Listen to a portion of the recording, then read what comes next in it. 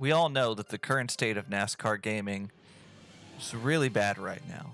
But what was it like back in the day when the first NASCAR games came out and you could only play them on this thing? And I guess that's giving it too much credit because this is a Game Boy Color. I'm talking about the original Game Boy with the green and black background and no backlight. But today we're going to answer that question with the two Game Boy NASCAR games, Days of Thunder and Bill Elliott's Fast Track. We're going to see what it was like to play those back in the day when that's all you had. So let's go ahead and find out.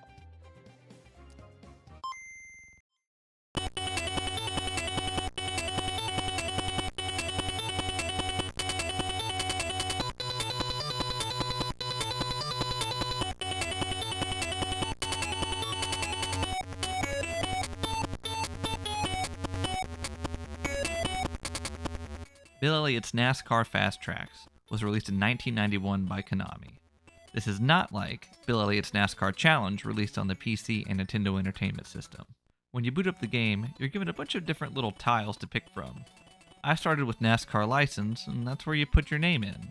There's a difficulty slider, I didn't touch that, and then you get to pick between the tracks. There's 4 different tracks in this game: Daytona, Atlanta, Watkins Glen, and Sonoma.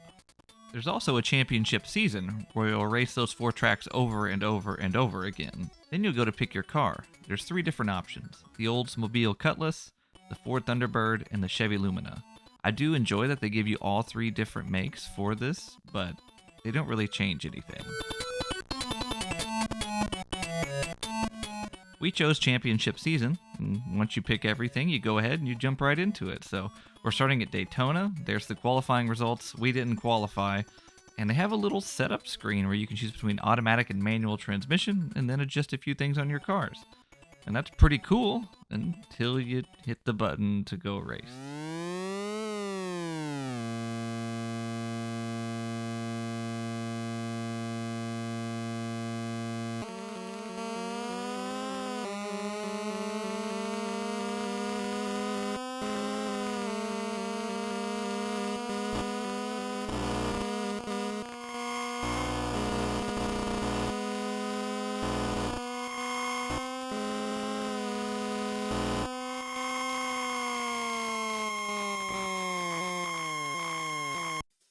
So we crashed straight away. Yeah, there's a realism in this where you crash if you hit the wall enough or another car, and it shows you on a tow truck and you get towed back to the pits. I like it, but as you saw, the gameplay aspect of it isn't fantastic. And then this smug asshole come on the screen to brag about how he won the race and beat you. So thanks, Bill. I appreciate it. Let's go ahead and jump into the next race. Well, here we are at Sears Point, and let's see if we can make it a lap this time. As you take a look at the top left corner, you've got where we are in position. You got your speed on the left, and then your gears on the right, and we've crashed already. This game is so unforgiving. It's not even funny. It's ridiculous, actually. So, great. And look, Bill's back to tell us how great he is once again. Smug asshole. Alright, so here we are at Atlanta, and maybe we can make it farther than a corner this time? That would be great. As you can see, we're just being flown around on the outside. As you can see, you're having to essentially guess where you're putting the car because of the frame drops. This is even like this on the actual Game Boy game. Trust me, I tried. It's not the emulator's fault. When you do hit another car or the wall, the screen does shake. It's not terrible. But as you can see, the entire wall going left and right, and then you find yourself spinning around, just hitting the wall too many times, and you've crashed again. I'm already tired of this sound. Anyway, now we're at Watkins Glen, and I know this track pretty well, so in my mind I'm trying to visualize going into turn 1 and make a sharp right-hand turn, just like in iRacing or any of the other NASCAR games the last 10 years. And frankly, I'm having a hard time doing that, as here's your right-hander, and it's just, there's nothing to differentiate because it's a Game Boy game. There's no elevation, and there's no wall, at least from what we can tell. It's just a bunch of grass. I mean, that one grandstand looks good, but that's all we get to see. So I'm trying to slightly maneuver my way through the S's here, if you want to call them that, and So far, so good. We've made it to 4th gear, and we're moved up to 13th, and so far, so good.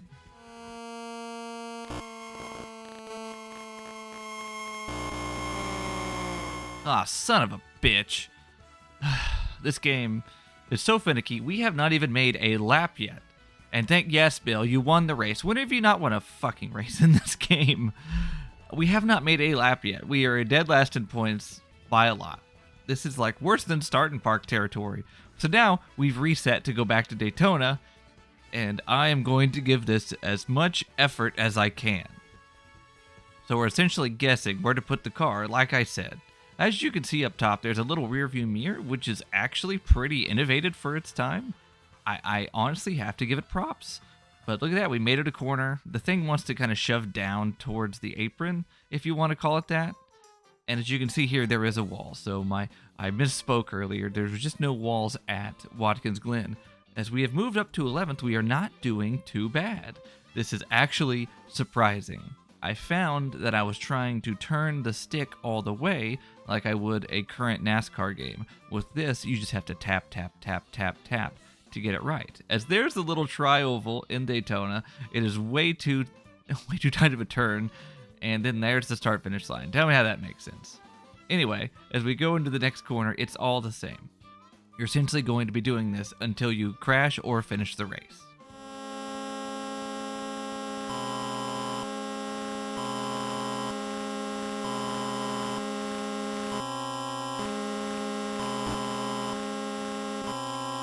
So with 2 laps to go, this little F light just starts blinking, and it doesn't just blink. As you could hear, it goes meh, meh, and it does not stop. So I'm trying to figure out if this is a fuel light, if this is something else. I have no idea, but it will not shut up. As we entered the final lap, I was like, where am I supposed to pit? It doesn't make it clear for me. So I just kept on going because it's the last lap. We are in 9th. We're going to try to finish the race. So we come off the final corner, and we're going to do it. We don't run out of fuel. I still don't know what this slide is for, but we did it. 4 whole laps. What a great, great day. Awesome. We actually finished it. Fuck off, Bill Elliott. Good God. Let's see if we can carry our momentum back to Sears Point, because, I mean, if we could finish Daytona, we could surely finish this place, right? It's all about taking it nice and easy.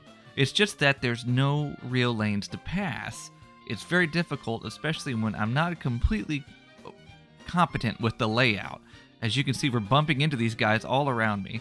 We finally managed to get to his inside a little bit, and there we go. Look at that. We're moving forward. It's like all it takes is practice on this game. If I was a kid and this is all I had to do, hell yeah, I'd be good at this game, even as bad as it is. Look at that. We're up to 9th. We're up to 8th place.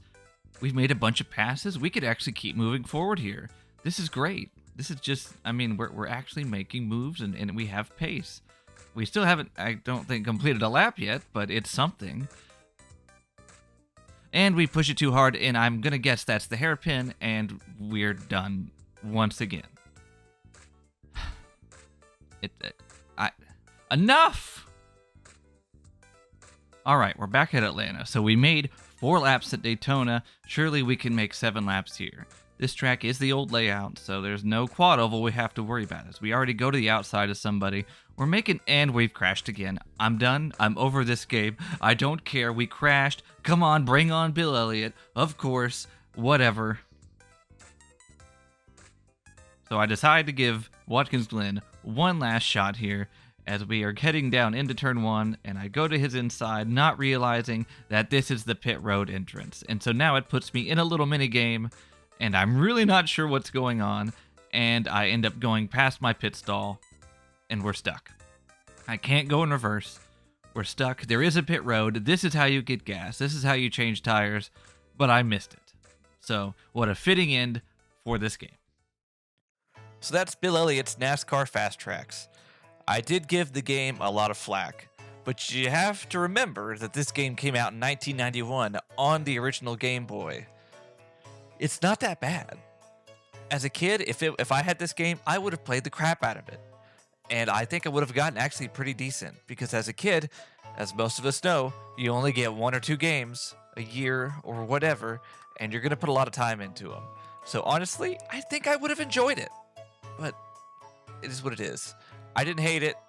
It was kind of fun to rag on, but all in all, it's okay. Anyway, let's go ahead, take that game out, throw it to the side, and let's give Days of Thunder a try.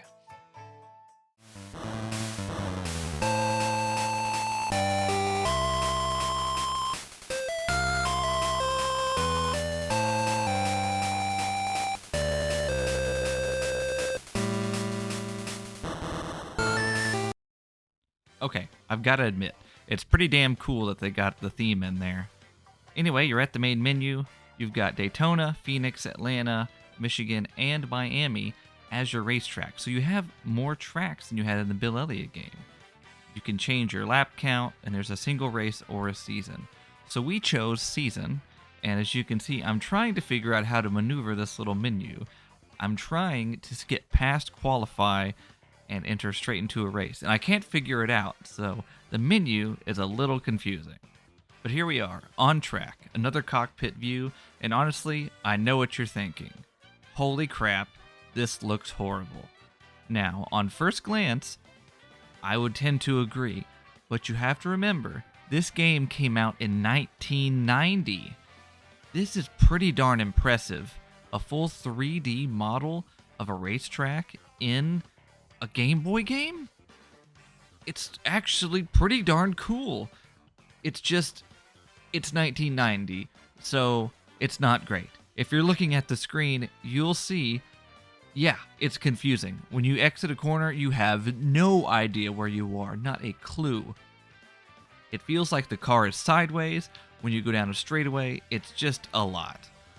And the fact that this game is now making me do 3 laps to qualify, and I cannot skip, from what I can tell, to the race, sucks. Because I just don't want to do it. So anyway, we're going to skip to the race, but before I do that, I'm going to explain the controls.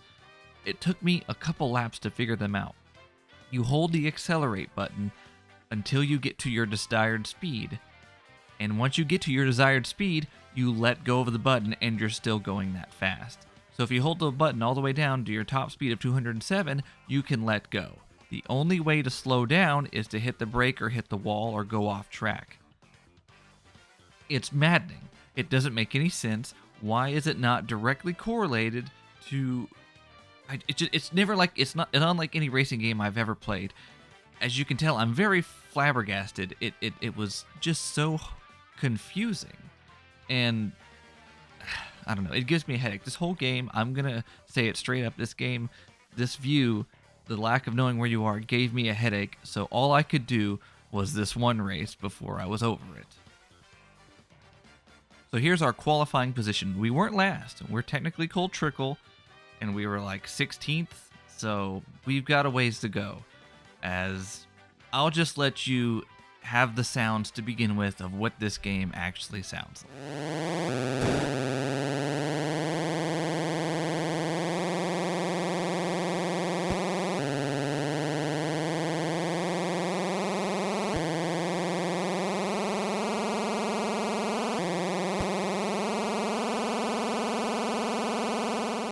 Yeah, it's not great, but again, it is a Game Boy game. You have to understand this stuff is pretty... It's pretty old. So, we have a cockpit cam. We do have a rear view mirror in this as well, and it actually does seem to work okay. As you can see, all the cars are the same. Every single one. So, there's no way to tell who you're passing. You can't tell when you're passing. I can't even... Russ Wheeler. To tell... at all. It doesn't matter. There are 2 side mirrors, which is actually pretty neat too. You do kind of have to pay attention to them because I found myself a lot in this race hitting them, as you can see, when they're to my right or left. But honestly, I couldn't really tell because, as you can see, just getting this car around the track by yourself is hard enough. Racing with other people is unbelievably difficult. As you can see, it looks like we're going sideways down the straightaway, and then here it starts to kind of straighten out. I don't understand. It doesn't make any sense to me why it's doing this. I know it's old tech. It's just very confusing. There's a pit indicator. For some reason, it's past the quad oval at Daytona, but it is what it is. And this whole time, I'm still trying to play with the throttle and realize how to work this darn acceleration and brake system. And now that you can see there are cars everywhere, I can't do anything. There's nowhere to go. I keep hitting them. I can try to go lower, but I'll go off the road. If I go to the outside, I'll probably hit the wall. I'm stuck. I honestly don't know if there's a damage indicator. As you can see, I've just hit the wall, and now we're losing speed. And we're getting past. But somehow, we're still passing cars. We got passed by that one guy, but I found myself still moving up even when I thought I was going slow. This game, for its time, is pretty impressive, but it is not a good racing game whatsoever. I don't even know the exact words to describe it. As you can see, we're going through the corner, and here we go right here. I'm just struggling. I can't keep the thing down. I can't keep the thing off of cars. And right here, the cars are too big for the road. It's like the game can't handle it. But we're still moving forward, and that's what's important at this point. As see, we hit the outside wall, and there's our damage indicator. So now I'm trying to figure out if this thing's going to explode or not. I come off the corner. I try to get to this guy's inside, and what I don't realize is there's a wall right there. And we've crashed out of the race. That is actually a pretty darn good little screen grab. I don't know, is that like a slumped body hanging out? This game is a lot. It's a lot, and I don't know if we just witnessed Cole Trickle die in the City Chevrolet right there. My biggest complaint is that you just can't tell where you're going half the time. It's a game, and it was made in 1990, so fun. But anyway, here's me still trying to figure out how to maneuver these menus. And what do I stumble upon? I honestly didn't think this would be in here because it's in the awful NES game where you have to do pit stops. They have pit stop practice. You have to actually perform a pit stop under, like when you go into pits during the race, and you control each person individually one at a time. And I honestly, as you can tell, struggled to figure it out. You essentially have to move your person in correlation with their body. So you have to press right here. You press the stick to the left, and then you get to press it back out, and then up, and you go back down and left. It's literally all about motion. And as you can see here, I'm still trying to figure it out. We did not do a good job, but I honestly did get pretty good at it, and I'll show you that.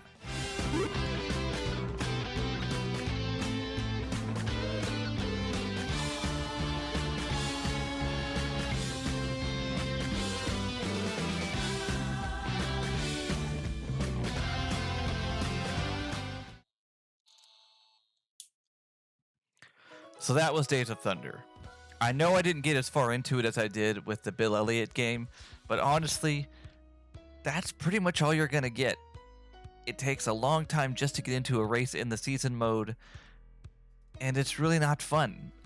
I am impressed with the graphical stuff that it's doing for 1990, but it's just not fun, and it's tedious, and it honestly, it gave me a headache. I'm not even kidding. I had to turn it off. And that's as far as I want to go with it, because I don't want to sit here and give myself even more of a headache. But yeah, NASCAR on the Game Boy to start out with wasn't too bad. The Bill Elliott game was actually pretty solid. This, I'm sure as a kid I could find some fun in this too, but the Bill Elliott game is actually much better. So that's NASCAR on the Game Boy regular. Decent, I suppose. Next time, we're going to get into NASCAR on the Game Boy Color. I've got a whole bunch of games over here, and we're going to try them out. The Game Boy Color is really where the NASCAR games started to come out of everywhere. You had NASCAR Heat, you had NASCAR Challenge, and you had the EA NASCAR games. It's going to be something.